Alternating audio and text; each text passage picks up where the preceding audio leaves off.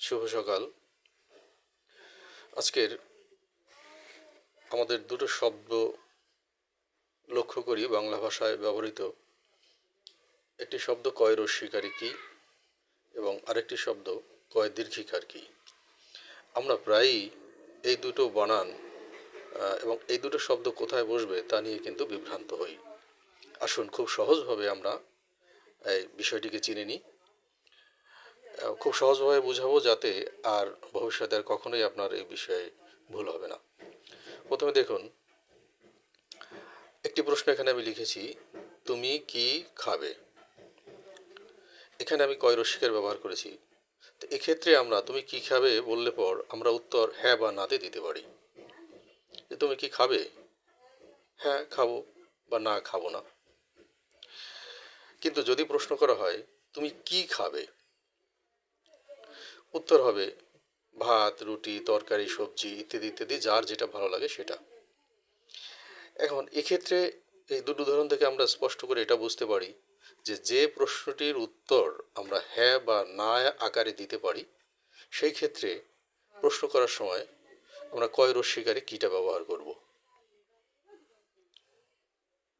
এবং যে প্রশ্নের উত্তর আমরা হ্যাঁ বা না আকারে দিতে পারি না, অন্য কোনো শব্দ বা শব্দ সমষ্টি বা শব্দমালা যোগ করতে হয়, সেক্ষেত্রে প্রশ্ন করার জন্য সেই কিয়ের কিটা হবে কয় দীর্ঘিকারের কি।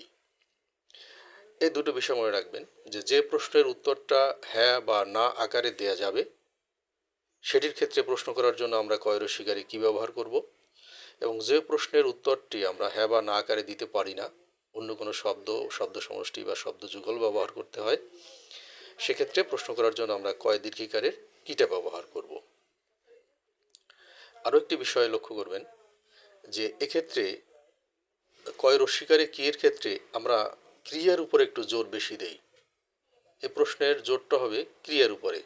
তুমি কি খাবে, উত্তর হ্যাঁ বা না, খাবো বা খাবো না। আর দ্বিতীয় ক্ষেত্রে যখন আমরা কয় দীর্ঘিকারে কিটা ব্যবহার করি, তখন কিন্তু এই কির উপরে জোরটা হবে প্রশ্নের। শুনুন, তুমি কি খাবে, আগেরটা ছিল তুমি কি খাবে, আমরা এই খাবের উপর জোর দিয়েছিলাম। এক্ষেত্রে তুমি কি খাবে, এই কির উপরে আমরা জোর দিচ্ছি। উত্তর হবে যার যার পছন্দ মতো, হ্যাঁ বা না আকারে কিন্তু এর উত্তর দেওয়া যাবে না। সুতরাং সংক্ষেপে আবার বলছি যে যে প্রশ্নের উত্তরটি আমরা হ্যাঁ বা না আকারে দিতে পারবো, সেটির ক্ষেত্রে আমরা কয় রস্যিকারে কি ব্যবহার করব।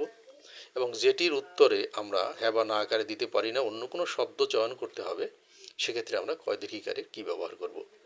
আশা করি বন্ধুরা আপনাদের কোনো ভুল থাকলে বা জানার ত্রুটি থাকলে সেটা ঠিক হয়ে যাবে।